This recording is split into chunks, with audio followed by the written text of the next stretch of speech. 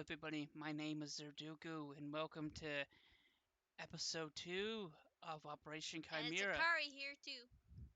Of course, my bookmaster's here. If she wasn't here, there would be no one to read it. True. Alrighty. So, I bring up the book, and I'm gonna pause the recording, and then get to it. That Yeah. key. No, did you press it? Yes, I pressed Okay. it. Minimize. Okay, Operation Chimera, Book 2. Let's go. I want to really make sure that this is actually playing. Yeah, it is actually playing. Don't! Okay, yeah, it says it's playing. Want to make sure because I don't know how to work this damn thing. Okay, let's go. Back in December, just before World War II, Dr. Sinister showing Commander Schmidt how he conducts his experiment on Operation Chimera. Dr. Sinister leading Commander Schmidt to a small brick room with a large see-through one-way glass mirror. "Watch this there, Commander," said Dr. Sinister, with a smile and confidence in his voice. Commander Schmidt watches through the glass as he sees a teenager chained up. Then one of the doctors injects him with some sort of medicine. All of a sudden, the teenager starts to transform into a monster. My God! What did the doctors put into his body? And what is it exactly that you're doing? What's your plan?" said Commander Smith with shock of disbelief in his voice. "Don't you get it, Commander? It is very simple. I'm creating super shoulders. And what a better way to create super shoulders than using the forces of nature. I'm combining human DNA with animal DNA." Dr. Sinister continues. "Can you imagine the possibilities? And warfare, just think about it. Many animals on this planet can do the most deadliest things that human beings cannot possibly do without using machines that include guns." Dr. Sinister continues to explain. "Amazing, Dr. Sinister. You and this Operation Chimera will get the funding you require. So far, you've done an excellent job. I just hope this is ready before the war begins," said Commander Smith. Dr. Sinister just looks at the commander with a sinister smile and chuckles. Is that your evil laugh? "Shush! Pleasure doing business. I promise I won't disappoint you," said Dr. Sinister as he shakes the commander's hand. "I'll continue experimenting and creating new species to one day conquer the entire world, causing mankind to fall to darkness." Dr. Sinister thought in his mind as he looked at his experiment through the glass. As both men observe the beast, Dr. Sinister smiles with satisfaction and then leaves the room, walking down the hallway, thinking to himself, "I do agree with the commander. I hope I complete these experiments before the war, because it's one thing I can't seem to solve. How can the Chimera sustain the energy once in its true form? You see, when a Chimera transforms into its true self, for the body to do this, it requires more energy to keep its form. It feeds off the natural energy sources that's in the human body, such as sugar and vitamin D. The problem with this is that the human body only has so much of these two things, that once it runs out, the human body it continues to burn other sources of energy that aren't as permanent but still vital to the survival of the beast. Well, unfortunately, this usually results in a subject dying. At minimum, these subjects can last 20 minutes, at most 30. However, there is one subject that has lasted longer in his transformation. I must figure out how the subject does this. then maybe I could solve the problem, Dr. Sinister thinks to himself as he walks down the hallway. Present day. Through the smoke of Sandy and Bruce are still fighting. Bruce charges towards Sandy. Sandy retaliates with a claw to Bruce's face. Unfortunately, it only stuns Bruce for a few seconds.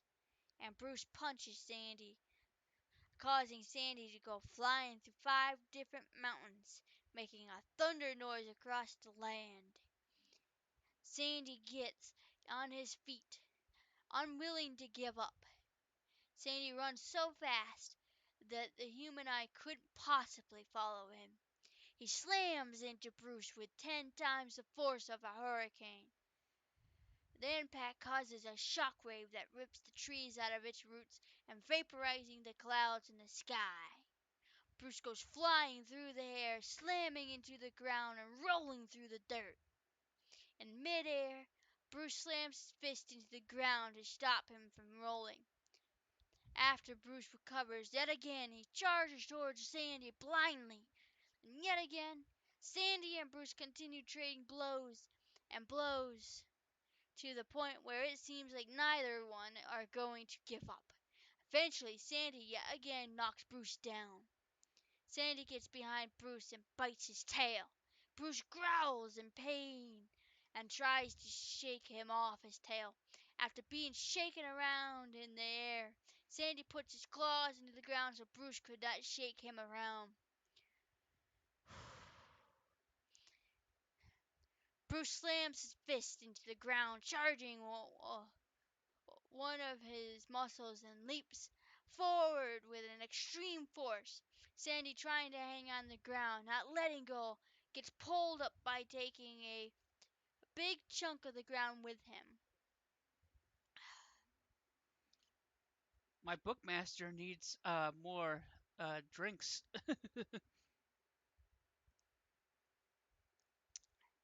Pepsi, hashtag not sponsored. That's my lines. Leaving a huge hole. As Sandy stands, Bruce quickly turns around and starts flying towards him with a clenched fist ready to strike.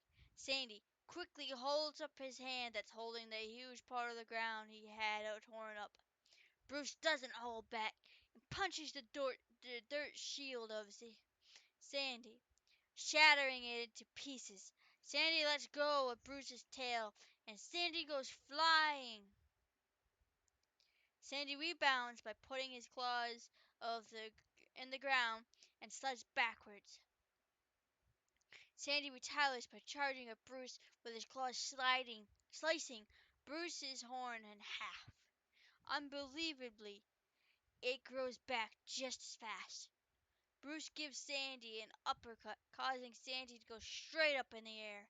Falling back to earth, Sandy slams Bruce's head, making Bruce take a face-first dive into the ground. Bruce gets up and move, tries to be casually moving too slow now, and Sandy catches his punch.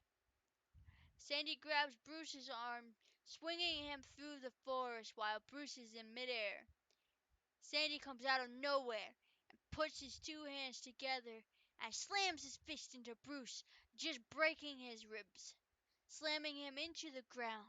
Sandy slowly walks towards Bruce, about to finish him off, but something happened. Both Bruce and Sandy transform back into the human state. Sandy drops to his knees and starts breathing really hard, with his skin turning extremely pale. Bruce starts coughing up blood, unable to regenerate. That's it for me. And it looks like you're out of steam too, said Sandy with raspy breath. I can't believe it. I lost, said Bruce as he looked up at the sky. He lays down, noticing that it's snowing, and there's blood coming out of his mouth and nose. Stupid idiot, talking like you're dying. Besides, if you died here, that the stones of the earth of the land are really too weak to hold their own. It's almost like saying that the mountain crashes down to the ground by a gust of wind," said Sandy politically. Bruce smiles. "Well said," said Bruce. "I always had a question. Why are you like this? Why did you always target?" said Sandy. "That's two questions you don't ask. To tell you the truth, I was always threatened by you, even when we were younger, and being experimented on by the Nazis," said Bruce. "Gee, I think we should be friends instead of trying to kill each other," said Sandy. "There's no way a bull and a shark could ever be friends," said Bruce. Sandy stands up and looks at the sky. "We are not like the spirit animals," said Sandy with nostalgia. All of a sudden Sandy notices that they're surrounded by cops and teachers. Bruce closes his eyes. 2 days later, both Sandy and Bruce wind up confronting the principal and the chief of police of Wintertown. Oh, this ought to be good. Give me a minute. Still not my best writing. Hush. "Do you kids have any idea how much damage you has been done to the town? People could have been killed with trees and rock debris falling from the sky because of you," said the chief of police. "Now hold on. I'm sure there's a logical reason for this," said the principal. "You children explain yourselves. Why were you fighting each other?" asked the principal. Neither Sandy nor Bruce answered. "You are to go directly home and discuss what your punishment should be with your parents, and trust me, it will be severe," said the chief of police. Wow. Chill. Take a chill pill. It's okay. Chill, dude. They could have killed somebody. Whatever. They can always be more humans. Wow, that is savage. Hashtag Tilly Savage. Akari, that Tilly, you goober. Is it supposed to be the same thing? Is what you told me?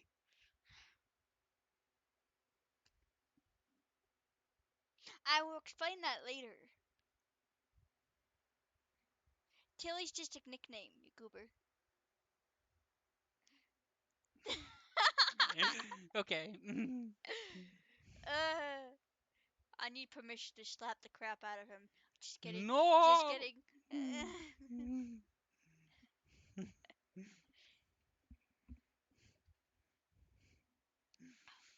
We all know how that ends. It don't end very well for either one of us. Moving on. Anywho, let's get back to the book. Yee. Nobody wants to hear about us. Apparently The not. Just kidding. Anywho.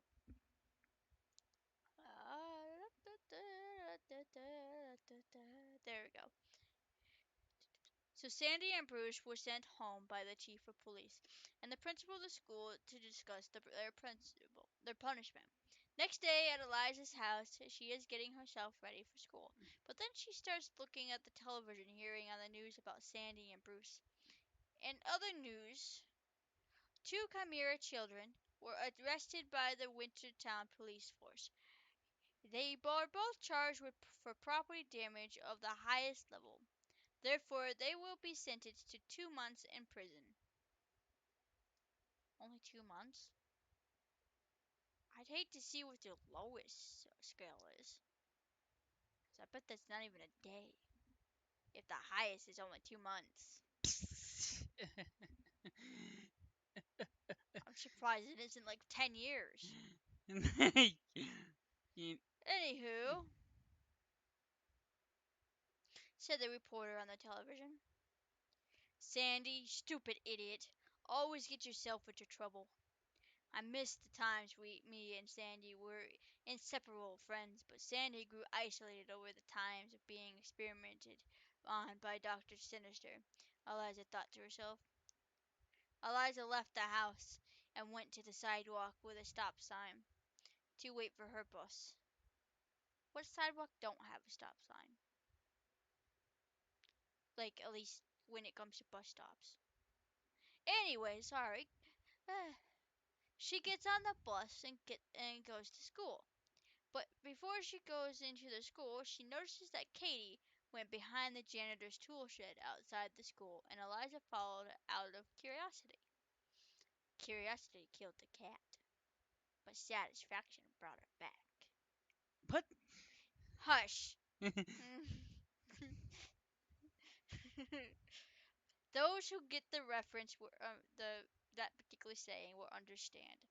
Those of you that don't will be like him and be all confuzzled. She's so savage! Stop being savage! And by the way, your chair is probably blocking my face from the camera view. eh, eh, eh. Just read the book before I die of It's called laughter. a mini butt scooch, okay? Stop! Read the book! I'm currently dying of laughter, You're okay? no, you're ruining the video for dying from laughter. It's supposed to be a serious story. Not that it's any good. I mean, all we have to do is look at the person that wrote it. Huh? I couldn't hear these fucking headphones. I said all we have to do is look at the person who wrote it. It's okay. Mm. Zerduku cries. Zerduku's not depressed. It's okay. Honestly, I wouldn't be doing much better because I suck at making stories. Thanks. I guess that means something. I don't know. Okay, anyways, Eliza peeked around the corner, saw Katie with a small animal, putting a leash on against a telephone pole. Is that a wolf? Eliza accidentally said out loud, getting Katie's attention. Now wait a minute. I didn't bring an animal to school, especially not a wild animal, said Katie, with worry in her voice.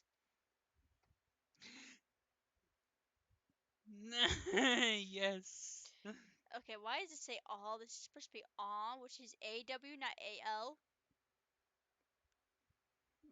And I'm surprised by. I guess my editor really doesn't know what he's doing. I'll fix it.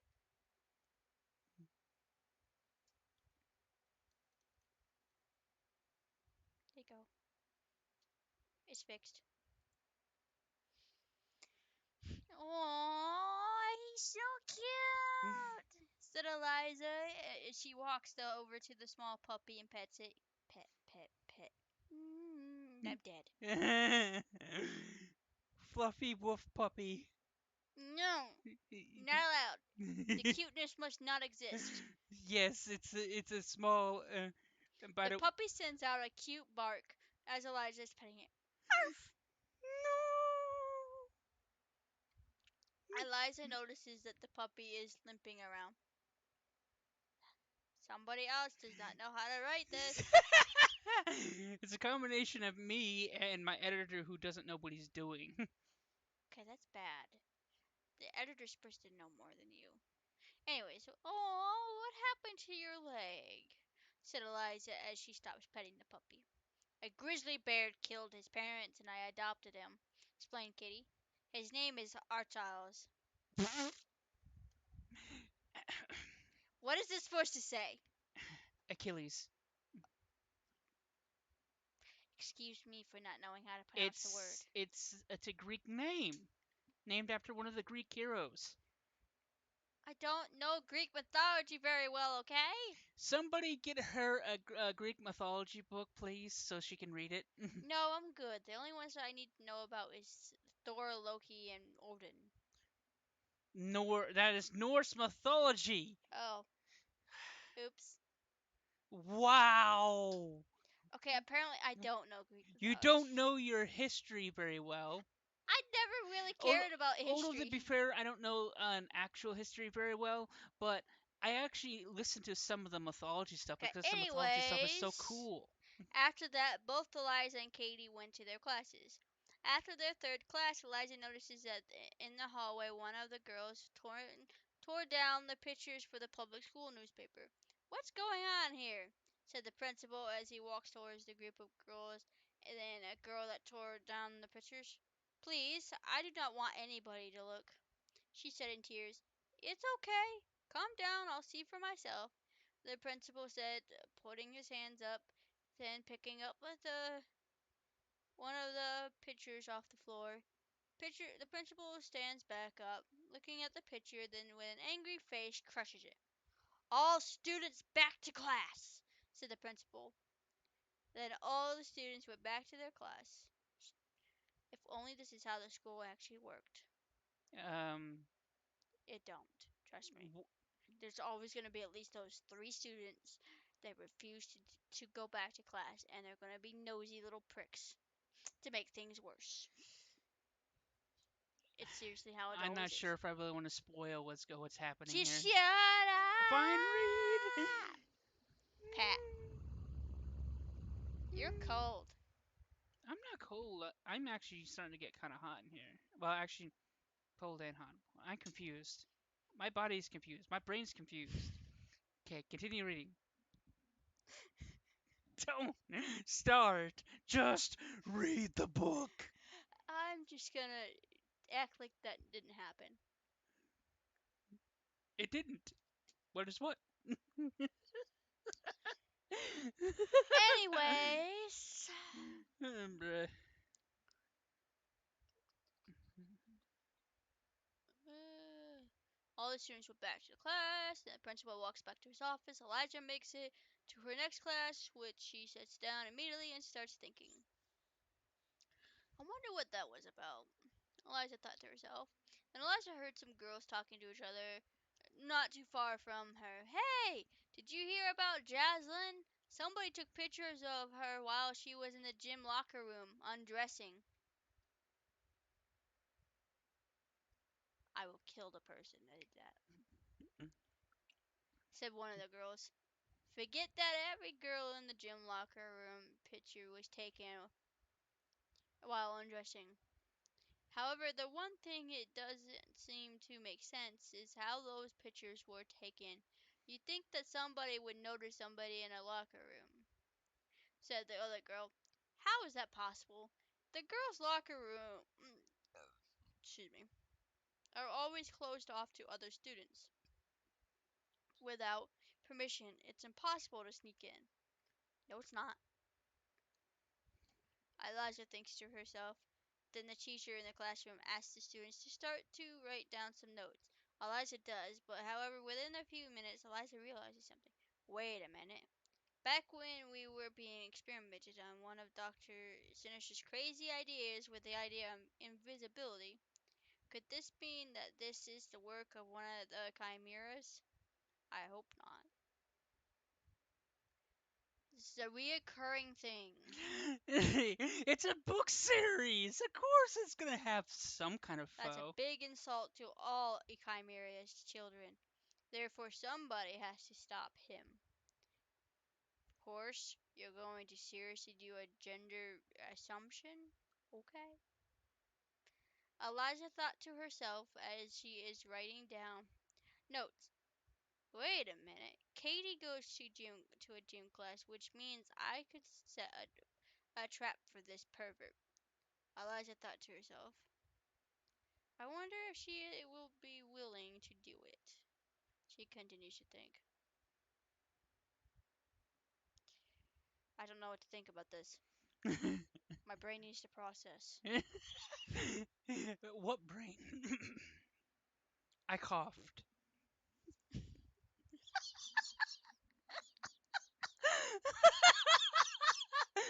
That face.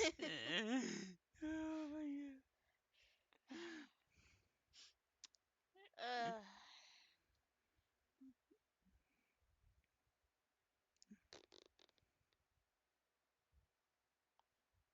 she continues to think. After class, Eliza went looking for Katie. When she found her, she explained to Katie the situation. "Don't you think you should leave it to the principal?" asked Kate. "In my experience, Their fucking schools never do what they're supposed to be doing. Wow, you have some problems. Let's just say I was an innocent person who got blamed for 90% of the bullshit that went into schools. I'm not even going to comment about that. Just continue reading. Anyways, if this is a chimera, then neither the principal or any authority could handle it, said Eliza. Okay, you have a point. So what's the plan? Said Katie. I want you to use your canine senses to find the culprit while the others are undressing in the locker room after gym class. Of course, said Eliza. Then we'll both capture him and deliver him to the principal, explained Eliza. Sounds very risky, especially if I don't catch him. Then pictures of my exposed body will be seen all over the school, like as if I'm a stripper model, said Katie. Ugh. That won't happen. I'll be hiding in the vents waiting for your signal for me to help you if things go south. Oh god, no, brain, no!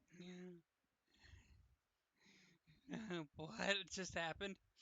I had a memory from watching Baby Boss's series where they had this episode about a vent baby, and all I could think of is secret vent person. I really gotta watch Boss Baby one of these days.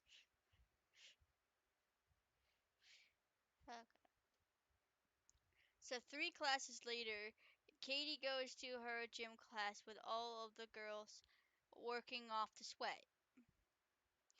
Okay, girls, time to hit the showers. Oh, I hated taking showers in school because there's always that one person that would make it. There was always that one shower that didn't have a fucking curtain, and I don't understand why they did that. Anywho, said the gym teacher. said the gym teacher. So all the girls go to the locker room to take a shower. Katie takes off her shirt and hangs it up on in the locker, and takes off her shoes and puts them in the locker. Just before she takes off her bra, she smells something that wasn't in the room before, and she hears a click but no flash. "Who's there?" said Katie as she turns around. "Hey, Katie! What are you freaking out about?" another girl said. Katie's fingernails start to grow. "I can't see you, but I could smell you, and I can hear you. I can hear your breathing. After all, a wolf's senses is much more keener than a human senses. I am a chimera," shouted Katie as she swings her claws seemingly in the air. "Damn, he's fast," Katie thought to herself, realizing that whoever was there dodged the swing. Katie continued to swing at the invisible target. "Geez, you're making sure yourself look like a damn weirdo, and everybody's gonna pick on you." But was unable to hit it. "What? That's not possible. Stick to the roof upside down. What kind of chimera is he?"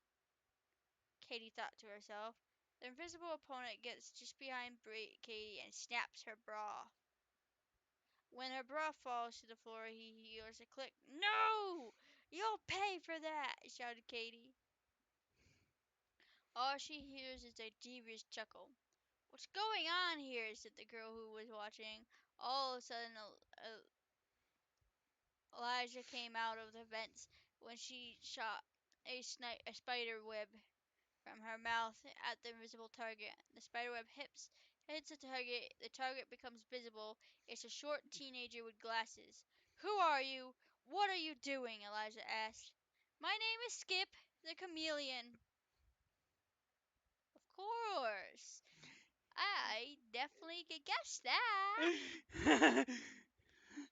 "Seriously, what other fucking creature could go invisible, blend into colors, and be able to stick itself upside down?"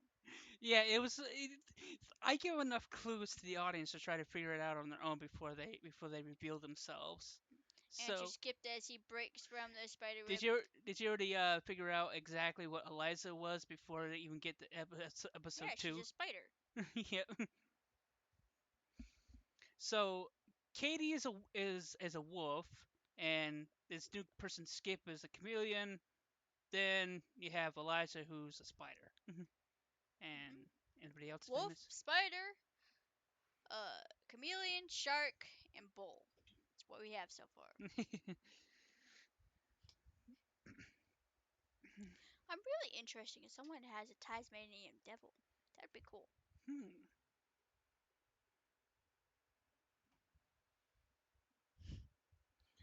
What? I'm guessing you didn't think of that one.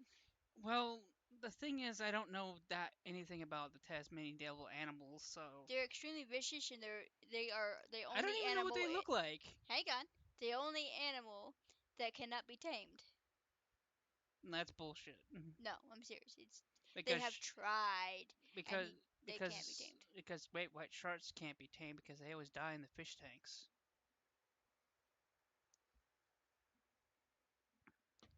It's true. No, what I meant is this animal, no matter even it will not. Okay, sharks, the great white shark has allowed a human to pet it. No, it's sort of, yeah. A Tasmanian devil, on the other hand, can't will not let a human get anywhere near it without it tearing at that human up to shreds. Hmm. So I think I'll look up photographs another time. I'll look it up later. Anyway,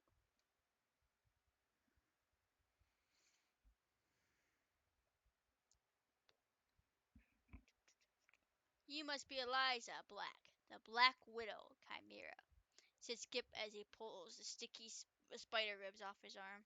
And you'll never catch me, said Skip as he turns invisible.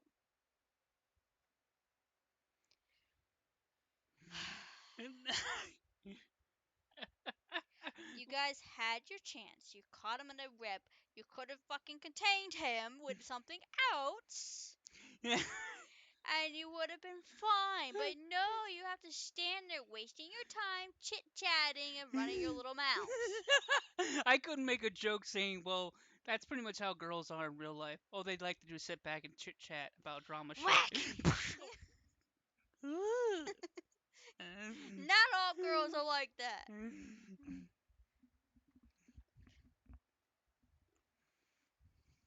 Especially the ones like me that has nobody for friends.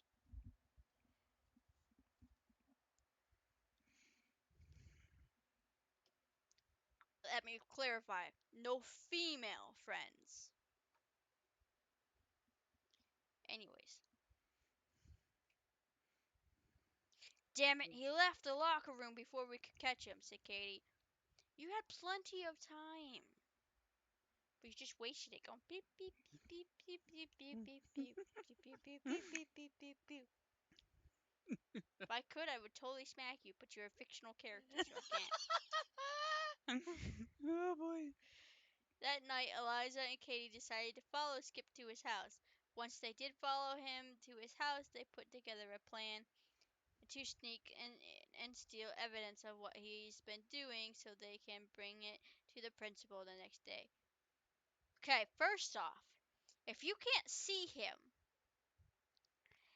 and you lost track of him in the locker room, but you have to focus on your school day, and if you don't have the same class as this particular person, how the fuck are you going to be able to spot him? Um. Plot convenience. Hey, I was gonna say that. No, reading my mind is dangerous.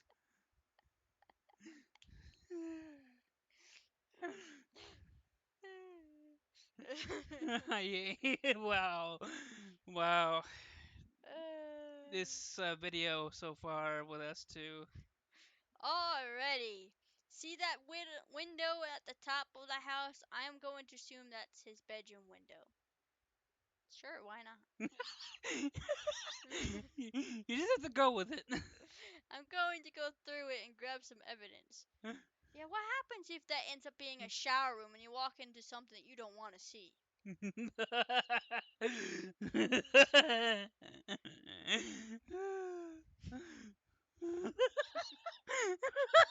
would be awesome. Can you do one? See, this is why you need someone that has other visions, You can add things into When it. you're writing by yourself. When you're writing a book, that's one of the I know, I know. it's one of the blessings and curses about writing books. Anyways, meanwhile, you stay down here and look through the large glass and make sure that Skip does not go to his bedroom. If he does, give me a signal, explained Eliza. Katie agrees to the thumbs up signal. Okay. Eliza climbs up the wall of the house and goes into the window. When she makes it inside, she realizes her assumption was right. It's Skip's room. Okay. Plot convenience.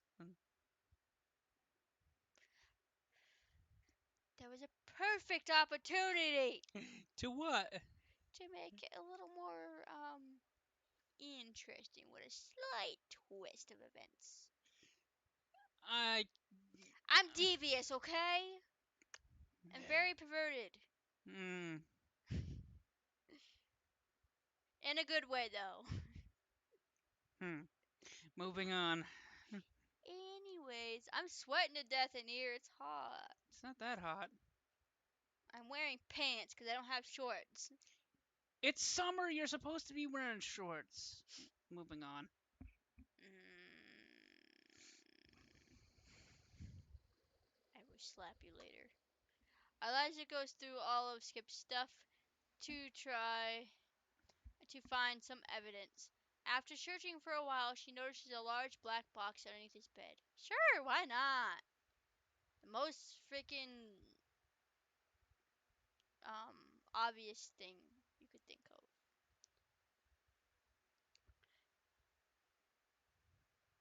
She pulls it out and tries to open it. However, it's locked. I'm gonna just stop. Calm down, Chels. It's fine. I mean, Akari. Conveniently, it so happened that she was carrying hairpins in her pocket.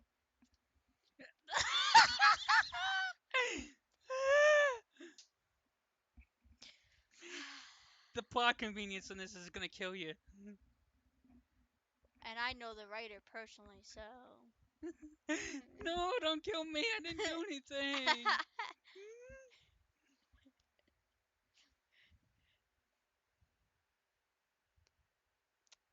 She took them out of her pocket and tried to pick the lock.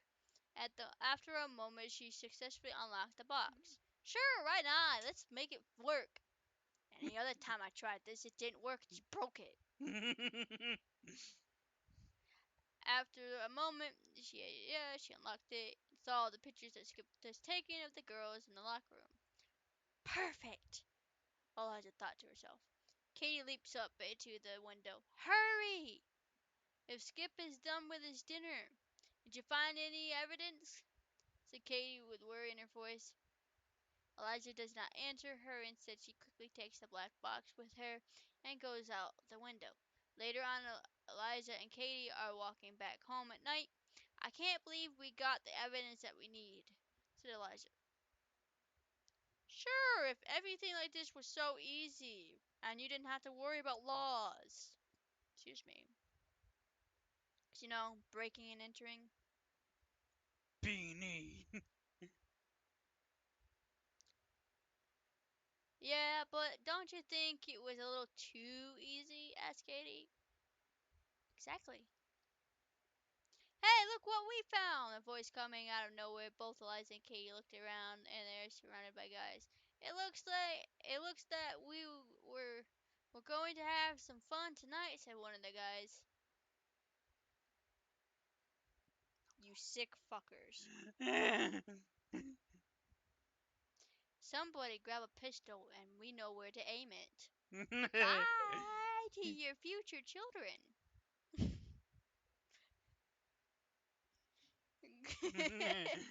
I Okay. know I'm menacing. I know. Itchy? No, not allowed. My sister's a demon. That's why I roleplay as one. Because I'm very good at being devious. menacing. You moron should be careful. We are chimeras. We could potentially kill you, said Eliza. Oh, well, look at me shaking in my boots. I'm so scared. Yeah, okay, shut up. Well, if you really are chimeras, then no one is going to miss you. As one of the guys takes out a switchblade. Ouch, my heart. Ouch. What? Sarcasm. Ouch, my heart. Oh, that hurts so bad. Not. You girls thought I was the worst insult to all women, but just look at these guys. A voice coming out of nowhere. Everybody, including Eliza and Katie, looked to the right, and standing 5 feet away is Skip. You people said that the power of a chimera is uncontrollable at night when the moon is full, Skip says as he points to the moon in the sky. Oh, bleep, you. Ah, oh, fuck you. Yeah, Some, very long story there, but go on. some of the guys, as he takes out a pistol and shoots Skip 3 times. The guy thinks he killed him. As Skip lays down on the ground for a few minutes, then he gets back up. You stupid idiots! Now you're all going to die because I am the chameleon! Shouted Skip as he transforms into his chimera form.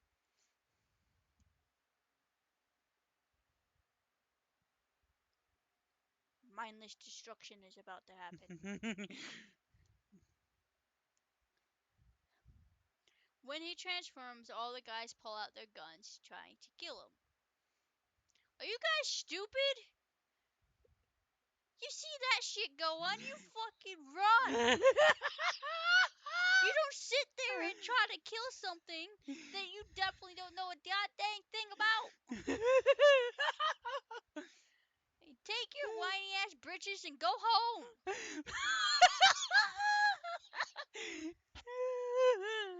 You know, I really should have thought of this, but this was ages ago. And plus, from what I remember when I was writing this, I was tired and I was barely thinking. I just wanted to finish the book, and it Skip was charges at the guys and takes them all out one by one by bashing his tail into their skulls and punching them with enough force for his fist to go right through their bodies. Nice. Assassin. It only took 3 seconds for Skip to take them down, then transform back into his human form. Okay, I can respect that. But you are no match against Tilly. Just saying. probably not because Skip is not the strongest chimera. Of course not. He's a chameleon. Chameleons aren't exactly that strong. No, they're not. And if you ever seen a chameleon in a pet store, they're literally these little tiny things that grow up to be about that big. Wow, that's a big lizard. Yeah, but really the only things they can do is blend into colors. That's true. And if you eat them, they're poisonous. Hmm, interesting. As far as I know. I could be wrong. Don't quote me on that. Skip took a few breaths, then he spoke. Hey, girls!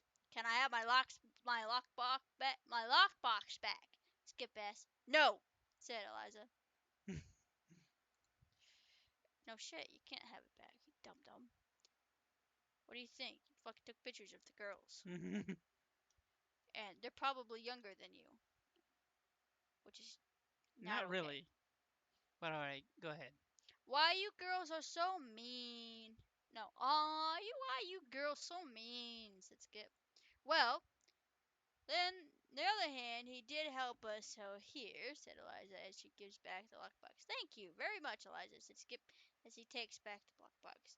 Skip goes back home. You know, for a pervert, he's a very nice guy. Perhaps we should leave them alone. The fuck just happened?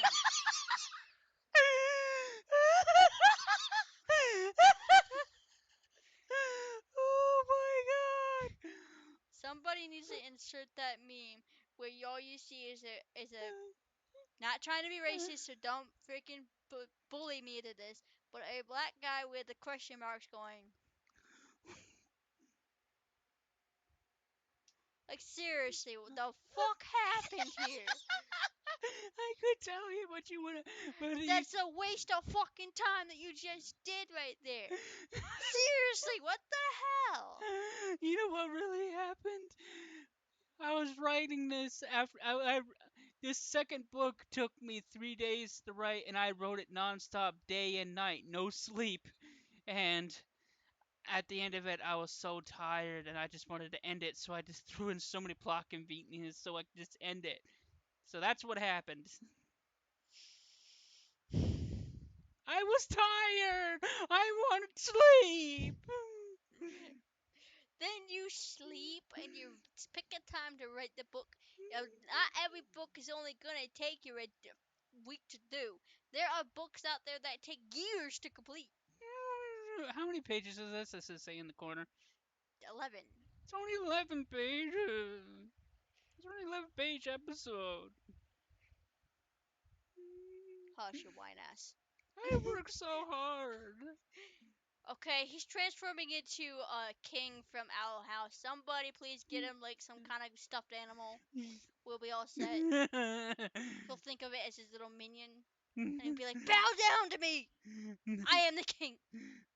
I am God. Yeah, when it comes to writing, that's what it should be. Anyways. I can make anything happen. Then Eliza and Katie go back home. The end. Oh my god! I think I killed my sister because she's trying to figure out what the fuck just happened. And I think everybody's like that too right now.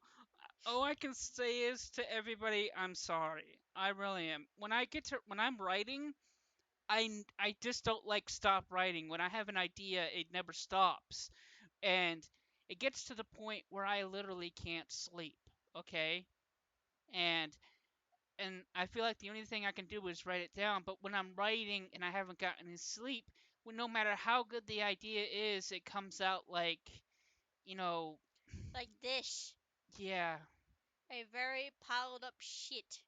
I'm But sorry. it's okay because it was interesting enough for me to actually enjoy reading it. Which means that you did good. Which Because I'm means not I a could do better. I'm not a reader. Which means I could do better if I had, you know, somebody tell me, "All right, it's time for you to take a break." you I know, mean, I would, but when you do the books, I'm never around, so. Nobody's around because I need silence in order for me to write. Anyways, this is Akari and Sudoku signing out. I'm nowhere near the OBS. Aha! So you fail. Nah. This is Zerduku. Ah! Mm. This is Zerduku and Akari signing out. Bye.